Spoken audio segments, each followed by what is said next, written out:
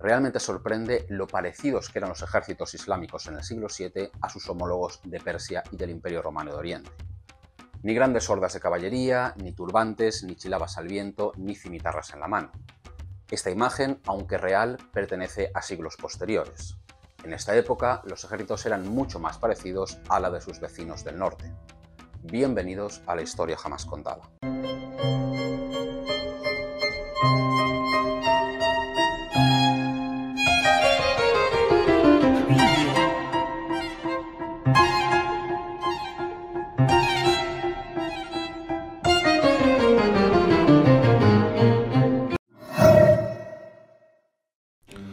Quienes conquistaron el mundo conocido en los siglos VII y VIII fueron árabes, no los musulmanes. Este es un dato sorprendente, aunque está bien documentado. El profeta Mahoma logró, bajo una nueva religión, unificar a muchas tribus árabes que hasta ese momento habían guerreado entre sí. Este fue sin duda un gran logro, pero en el siglo VII no todas las tribus árabes que lucharon bajo las órdenes de los primeros califas, esto es, los sucesores de Mahoma, eran musulmanes. Las tribus del nordeste, del actual sur de Irak, de Qatar y de Kuwait eran en esta época cristianas. Las tribus del norte, en la frontera con Palestina, eran judías.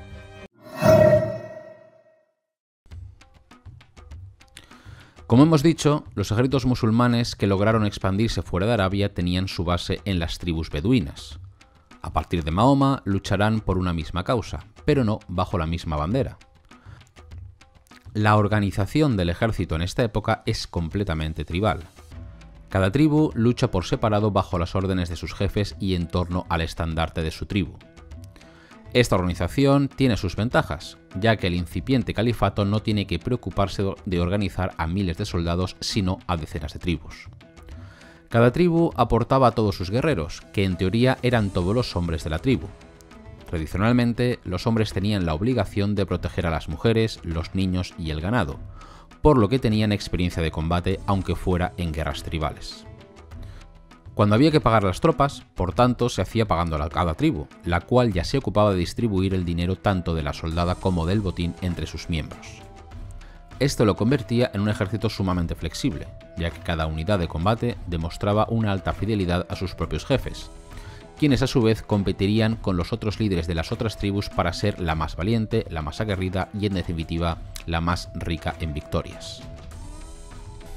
Las tribus beduinas son el núcleo principal del ejército árabe que romperá las fronteras de los imperios romano y sasánida, pero no serán las únicas tropas que militen en el bando musulmán. El contingente de tropas procedentes del Yemen era el más importante, tanto por su calidad como por la variedad de tropas aportadas.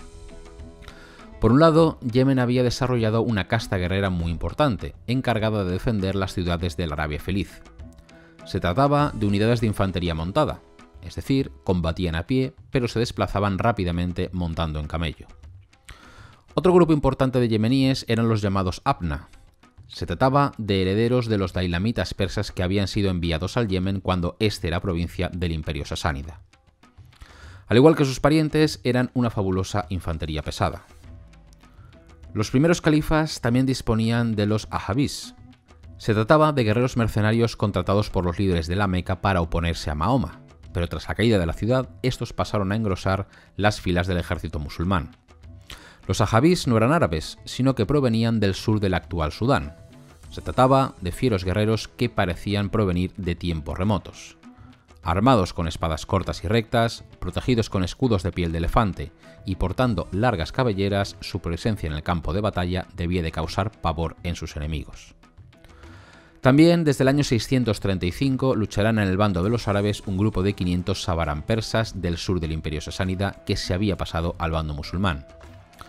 Al tratarse de las mejores tropas de caballería que se disponían, estos experimentados guerreros recibían una suculenta paga de sus nuevos señores por los servicios prestados. Como decía antes, las primeras fuerzas musulmanas estaban organizadas en base a las tribus beduinas, por lo que toda la organización del ejército giraba en torno a ellas. A la cabeza del ejército se encontraba el califa. Por debajo de él se encontraban los valíes, una suerte de gobernadores de las regiones, más que provincias, del incipiente imperio. Los valíes tenían la obligación de organizar a las tribus de su región y de dotarlas de armamento necesario para la batalla. Aunque las tropas estaban distribuidas por todo el imperio, los ejércitos se formaban en Medina. Allí debían acudir los guerreros, quienes tras formar todo el ejército serían puestos bajo las órdenes del valí de la región más cercana al conflicto, o bien también se les podría poner al mando de un emir, nombrado directamente por el califa. En cuanto a la organización de las unidades en combate, no tenemos claro exactamente cómo era.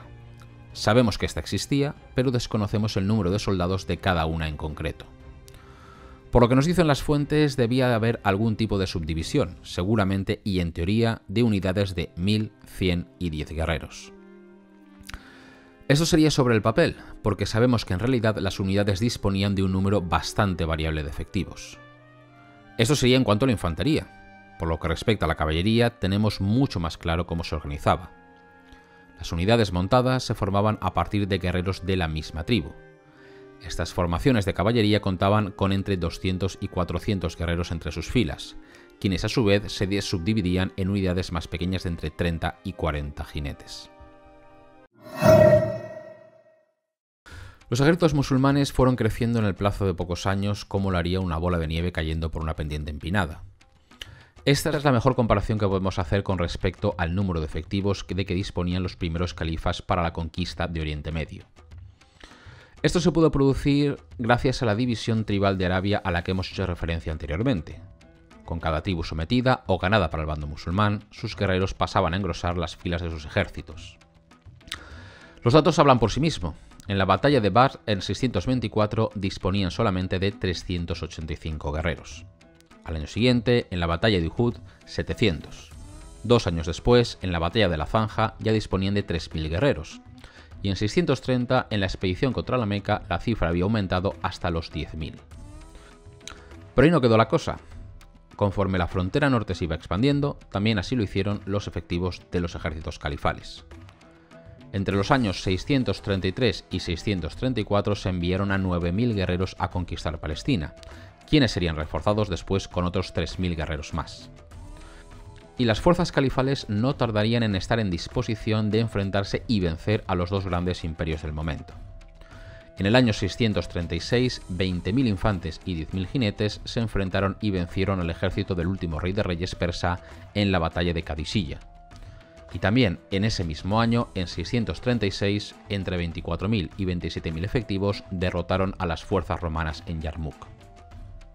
En apenas unas décadas, los ejércitos del Islam habían pasado de ser un puñado de guerreros tribales a ser capaces de derrotar a las fuerzas de dos grandes imperios en un mismo año.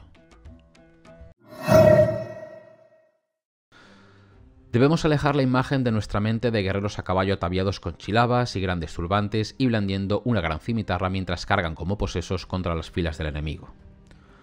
Podría parecer sorprendente, pero el arma principal y de hecho la más apreciada por los guerreros del califato durante el inicio de la conquista era la espada. Se trataba de espadas rectas, de doble filo y con una empuñadura corta, muy parecidas a las persas o a las romanas. Las espadas eran bastante largas. Los infantes las utilizaban de entre 60 y 80 centímetros, mientras que los jinetes montados llegan a blandir espadas de hasta 1 metro de largo. Las espadas eran un bien muy preciado por los guerreros árabes de la época, ya que en algunas ocasiones eran de enorme calidad y también de enorme valor. Las mejores espadas de las que disponían los árabes no se fabricaban en la propia Arabia, sino que procedían de la India, o bien procedentes de Persia, pero fabricadas con acero indio, el cual sabemos que era de mucho mejor calidad que otro tipo de espadas, por la flexibilidad y ligereza que éste permitía. Los guerreros, tanto de a pie como a caballo, también disponían de una lanza. Sabemos que las de la infantería medían alrededor de 2,5 metros, mientras que las de la caballería llegaban a medir 3,5 metros de largo. Estaban fabricadas con madera de morera, que era muy flexible, por lo que se trataba de un arma sumamente resistente. Un arma especial de que disponían los árabes era el arco largo. Fabricado en una sola pieza de madera, cubierta con tendones y crin de camello, esta era un arma excepcional. Estos arcos permitían a los guerreros árabes un alcance mucho mayor que el de sus homólogos persas o romanos. Un guerrero sin armadura podría darse por muerto a una distancia de hasta 175 metros, mientras que un caballero pesado persa estaría a salvo únicamente a más de 100 metros de distancia. Como protección corporal se disponía de dos tipos de armadura. La cota de malla estaba bastante extendida y, al igual que la de Persia o Bizancio, llegaban hasta las rodillas. Los árabes también disponían de un buen número de armaduras de cuero endurecido, que se fabricaban al norte de la península arábiga. Los escudos, tanto de infantería como caballería, eran redondos, de piel de camello o de vaca y no tenían humbo. Los escudos de madera con humbo y protección metálica tardarían en generalizarse entre las filas de los soldados del califato. Como podemos observar, un soldado árabe se parecería más a uno bizantino o a uno persa de este mismo periodo que a un guerrero de la época de las cruzadas, varios siglos después. En muy pocos años, los ejércitos del Islam pasaron de la total insignificancia a doblegar a Persia y a dejar temblando al Imperio Romano. La adaptabilidad, la inteligencia para integrar a fuerzas de pueblos de diferentes culturas, religiones y maneras de combatir fue sin duda un factor determinante que les conduciría a formar uno de los mayores imperios de la historia. Si quieres profundizar en este tema, te dejo varios enlaces a bibliografía en la caja de descripción del vídeo. Muchas gracias por verme y hasta la próxima. Si te ha gustado el vídeo, dale a me gusta, suscríbete al canal y dale a la campanita para que te lleguen las notificaciones de las novedades.